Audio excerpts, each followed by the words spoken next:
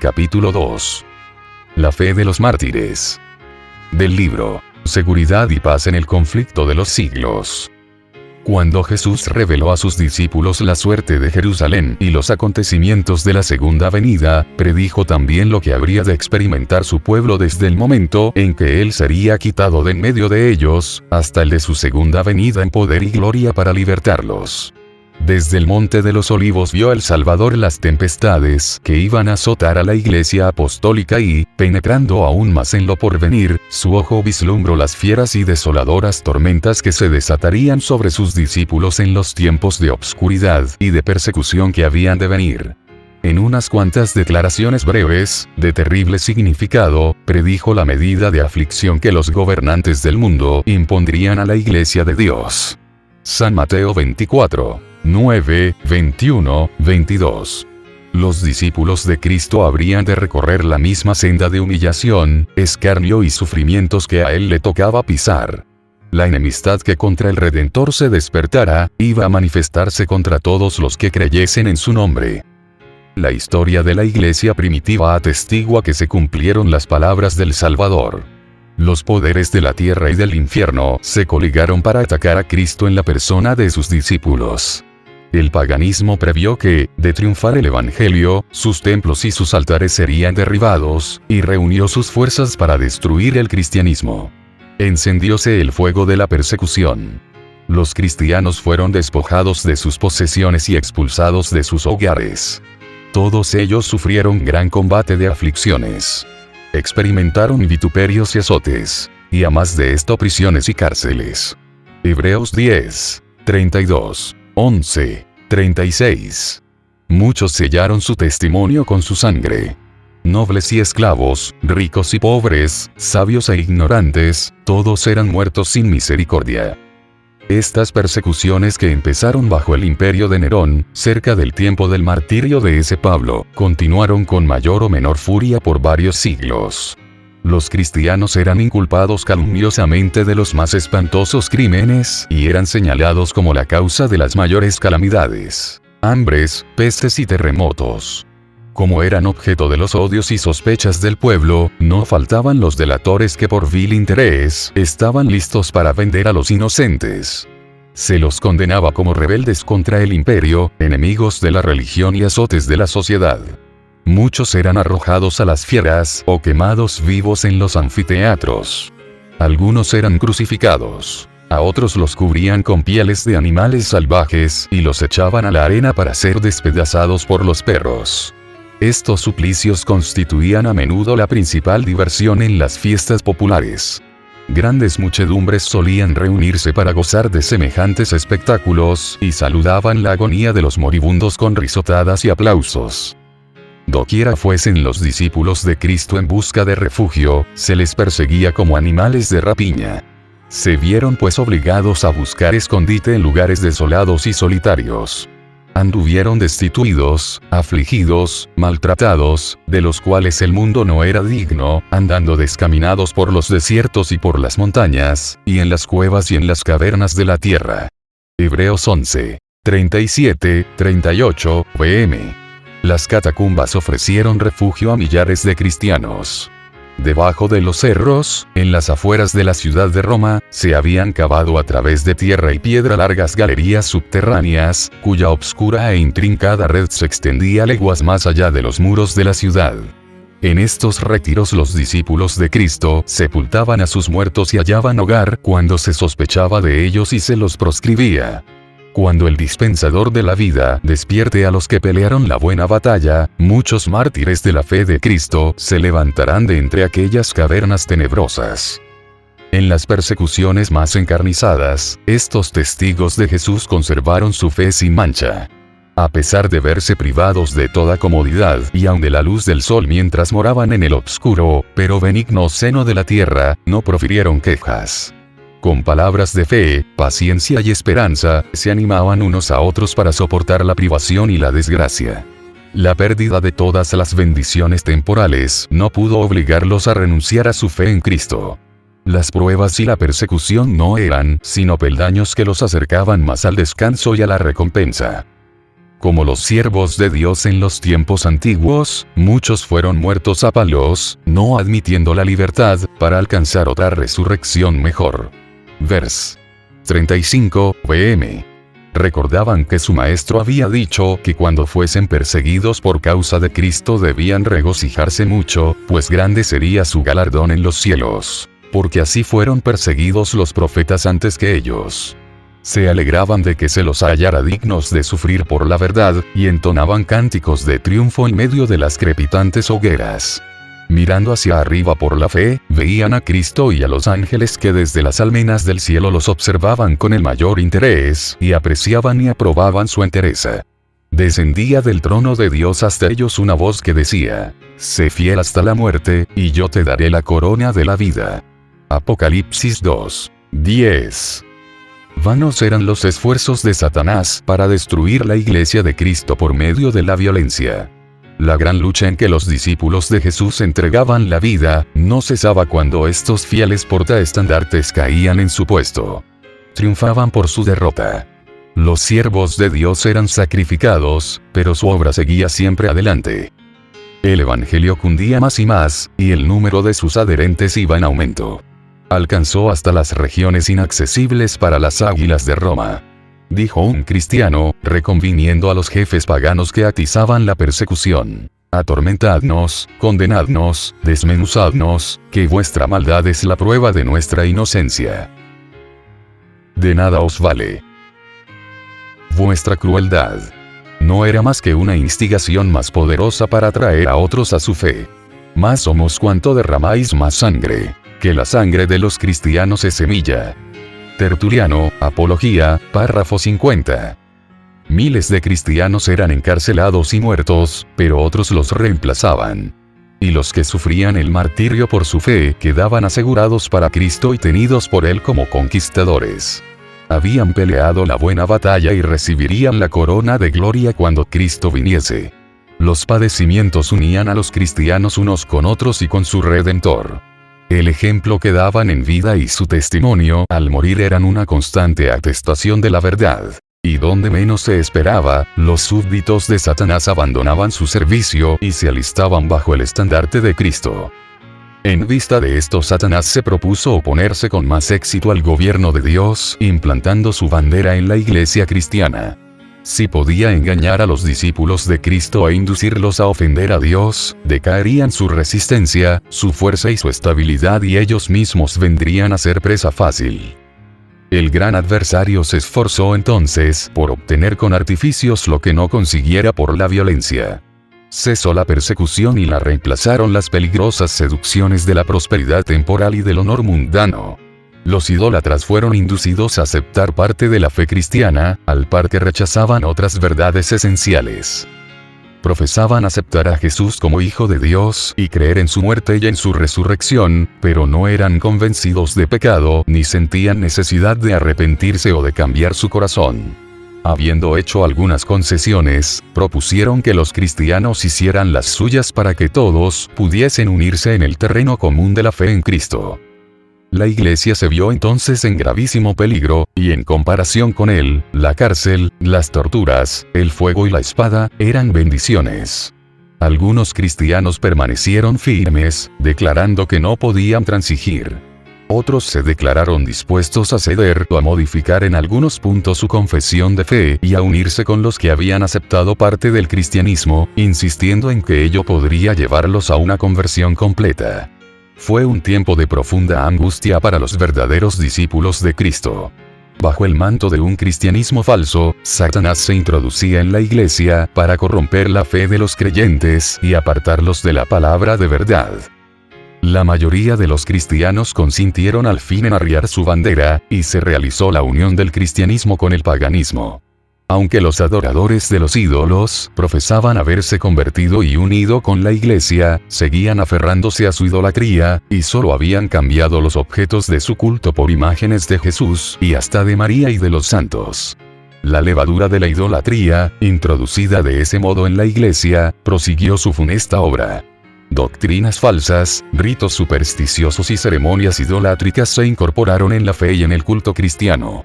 Al unirse los discípulos de Cristo con los idólatras, la religión cristiana se corrompió y la iglesia perdió su pureza y su fuerza. Hubo sin embargo creyentes que no se dejaron extraviar por esos engaños y adorando solo a Dios, se mantuvieron fieles al autor de la verdad. Entre los que profesan el cristianismo ha habido siempre dos categorías de personas. La de los que estudian la vida del Salvador y se afanan por corregir sus defectos y asemejarse al que es nuestro modelo. Y la de aquellos que rehuyen las verdades sencillas y prácticas que ponen de manifiesto sus errores. Aún en sus mejores tiempos la Iglesia no contó exclusivamente con fieles verdaderos, puros y sinceros. Nuestro Salvador enseñó que no se debe recibir en la Iglesia a los que pecan voluntariamente. No obstante, unió consigo mismo a hombres de carácter defectuoso y les concedió el beneficio de sus enseñanzas y de su ejemplo, para que tuviesen oportunidad de ver sus faltas y enmendarlas. Entre los 12 apóstoles hubo un traidor. Judas fue aceptado no a causa de los defectos de su carácter, sino a pesar de ellos. Estuvo unido con los discípulos para que, por la instrucción y el ejemplo de Cristo, aprendiese lo que constituye el carácter cristiano y así pudiese ver sus errores, arrepentirse y, con la ayuda de la gracia divina, purificar su alma obedeciendo a la verdad. Pero Judas no anduvo en aquella luz que tan misericordiosamente le iluminó. Antes bien, abandonándose al pecado atrajo las tentaciones de Satanás. Los malos rasgos de su carácter llegaron a predominar. Entregó su mente al dominio de las potestades tenebrosas. Se airó cuando sus faltas fueron reprendidas, y fue inducido a cometer el espantoso crimen de vender a su maestro.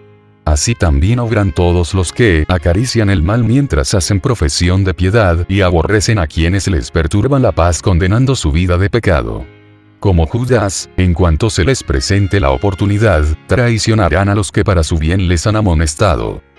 Los apóstoles se opusieron a los miembros de la iglesia que, mientras profesaban tener piedad, daban secretamente cabida a la iniquidad.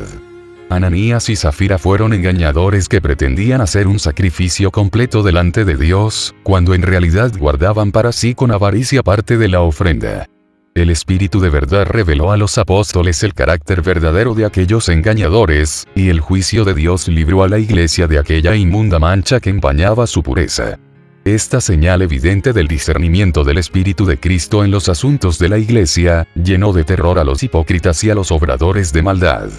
No podían estos seguir unidos a los que eran, en hábitos y en disposición, fieles representantes de Cristo. Y cuando las pruebas y la persecución vinieron sobre estos, solo los que estaban resueltos a abandonarlo todo por amor a la verdad, quisieron ser discípulos de Cristo. De modo que mientras continuó la persecución la iglesia permaneció relativamente pura. Pero al cesar aquellas se adhirieron a esta con versos menos sinceros y consagrados, y quedó preparado el terreno para la penetración de Satanás. Pero no hay unión entre el príncipe de luz y el príncipe de las tinieblas, ni puede haberla entre los adherentes del uno y los del otro. Cuando los cristianos consintieron en unirse con los paganos, que solo se habían convertido a medias, entraron por una senda que les apartó más y más de la verdad. Satanás se alegró mucho de haber logrado engañar a tan crecido número de discípulos de Cristo. Luego ejerció aún más su poder sobre ellos y los indujo a perseguir a los que permanecían fieles a Dios. Los que habían sido una vez defensores de la fe cristiana eran los que mejor sabían cómo combatirla, y estos cristianos apóstatas, junto con sus compañeros semipaganos, dirigieron sus ataques contra los puntos más esenciales de las doctrinas de Cristo. Fue necesario sostener una lucha desesperada por parte de los que deseaban ser fieles y firmes, contra los engaños y las abominaciones que, envueltos en las vestiduras sacerdotales, se introducían en la iglesia. La Biblia no fue aceptada como regla de fe. A la doctrina de la libertad religiosa se la llamó herejía, y sus sostenedores fueron aborrecidos y proscritos. Tras largo y tenaz conflicto, los pocos que permanecían fieles resolvieron romper toda unión con la iglesia apóstata, si ésta rehusaba aún desechar la falsedad y la idolatría. Y es que vieron que dicho rompimiento era de todo punto necesario, si querían obedecer la palabra de Dios. No se atrevían a tolerar errores fatales para sus propias almas, y dar así un ejemplo que ponía en peligro la fe de sus hijos y la de los hijos de sus hijos. Para asegurar la paz y la unidad, estaban dispuestos a cualquier concesión que no contrariase su fidelidad a Dios, pero les parecía que sacrificar un principio por amor a la paz era pagar un precio demasiado alto. Si no se podía asegurar la unidad sin comprometer la verdad y la justicia, más valía que siguiesen las diferencias y aún la guerra. Bueno sería para la Iglesia y para el mundo que los principios que aquellas almas vigorosas sostuvieron revivieran hoy en los corazones de los profesos hijos de Dios. Nótase hoy una alarmante indiferencia respecto de las doctrinas, que son como las columnas de la fe cristiana. Está ganando más y más terreno la opinión de que, al fin y al cabo, dichas doctrinas no son de vital importancia. Semejante degeneración del pensamiento fortalece las manos de los agentes de Satanás, de modo que las falsas teorías y los fatales engaños que en otros tiempos eran rebatidos por los fieles que exponían la vida para resistirlos, encuentran ahora aceptación por parte de miles y miles que declaran ser discípulos de Cristo. No hay duda de que los cristianos primitivos fueron un pueblo peculiar. Su conducta intachable y su fe inquebrantable constituían un reproche continuo que turbaba la paz del pecador. Aunque pocos en número, escasos de bienes, sin posición ni títulos honoríficos, aterrorizaban a los obradores de maldad, donde quiera que fueran conocidos su carácter y sus doctrinas. Por eso los odiaban los impíos, como Abel fue aborrecido por el impío Caín. Por el mismo motivo que tuvo Caín para matar a Abel, los que procuraban librarse de la influencia refrenadora del Espíritu Santo daban muerte a los hijos de Dios. Por ese mismo motivo los judíos habían rechazado y crucificado al Salvador, es a saber, porque la pureza y la santidad del carácter de éste constituían una reprensión constante para su egoísmo y corrupción. Desde el tiempo de Cristo hasta hoy, sus verdaderos discípulos han despertado el odio y la oposición de los que siguen con deleite los senderos del mal. ¿Cómo pues, puede llamarse el Evangelio un mensaje de paz? Cuando Isaías predijo el nacimiento del Mesías, le confirió el título de Príncipe de Paz. Cuando los ángeles anunciaron a los pastores que Cristo había nacido, cantaron sobre los valles de Belén: gloria en las alturas a Dios, y en la tierra paz, buena voluntad para con los hombres. San Lucas 2:14. Hay contradicción aparente entre estas declaraciones proféticas y las palabras de Cristo: no vine a traer paz, sino espada. San Mateo 10:34. Vm. Pero si se las entiende correctamente, se nota armonía perfecta entre ellas. El Evangelio es un mensaje de paz. El cristianismo es un sistema que, de ser recibido y practicado, derramaría paz, armonía y dicha por toda la tierra. La religión de Cristo unirá en estrecha fraternidad a todos los que acepten sus enseñanzas. La misión de Jesús consistió en reconciliar a los hombres con Dios, y así a unos con otros. Pero el mundo en su mayoría se halla bajo el dominio de Satanás, el enemigo más encarnizado de Cristo. El Evangelio presenta a los hombres principios de vida que contrastan por completo con sus hábitos y deseos, y por esto se rebelan contra él. Aborrecen la pureza que pone de manifiesto y condena sus pecados, y persiguen y dan muerte a quienes los instan a reconocer sus sagrados y justos requerimientos. Por esto, es decir, por los odios y disensiones que despiertan las verdades que trae consigo, el Evangelio se llama una espada. La providencia misteriosa que permite que los justos sufran persecución por parte de los malvados, ha sido causa de gran perplejidad para muchos que son débiles en la fe. Hasta los hay que se sienten tentados a abandonar su confianza en Dios, porque Él permite que los hombres más viles prosperen, mientras que los mejores y los más puros sean afligidos y atormentados por el cruel poderío de aquellos. ¿Cómo es posible, dicen ellos, que uno que es todo justicia y misericordia y cuyo poder es infinito tolere tanta injusticia y opresión? Es una cuestión que no nos incumbe.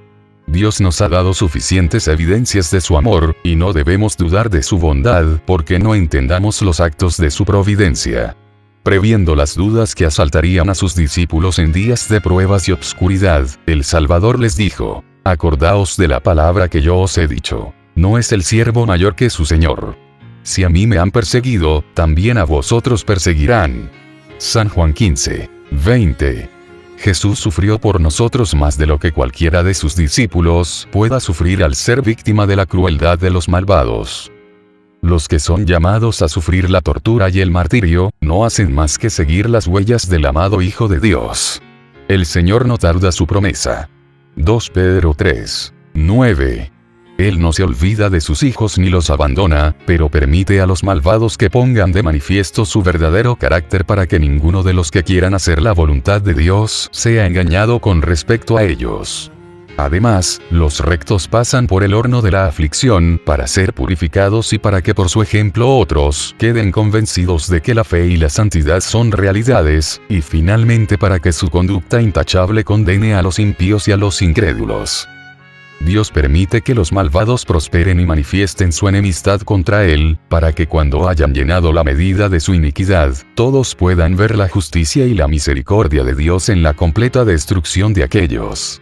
Pronto llega el día de la venganza del Señor, cuando todos los que hayan transgredido su ley y oprimido a su pueblo recibirán la justa recompensa de sus actos. Cuando todo acto de crueldad o de injusticia contra los fieles de Dios será castigado como si hubiera sido hecho contra Cristo mismo. Otro asunto hay de más importancia aún, que debería llamar la atención de las iglesias en el día de hoy. El apóstol Pablo declara que todos los que quieren vivir piamente en Cristo Jesús, padecerán persecución. 2 Timoteo 3, 12. ¿Por qué, entonces, parece adormecida la persecución en nuestros días? El único motivo es que la Iglesia se ha conformado a las reglas del mundo y por lo tanto no despierta oposición. La religión que se profesa hoy no tiene el carácter puro y santo que distinguiera a la fe cristiana en los días de Cristo y sus apóstoles. Si el cristianismo es aparentemente tan popular en el mundo, ello se debe tan solo al espíritu de transigencia con el pecado, a que las grandes verdades de la palabra de Dios son miradas con indiferencia, y a la poca piedad vital que hay en la Iglesia. Revivan la fe y el poder de la Iglesia primitiva, y el espíritu de persecución revivirá también, y el fuego de la persecución volverá a encenderse.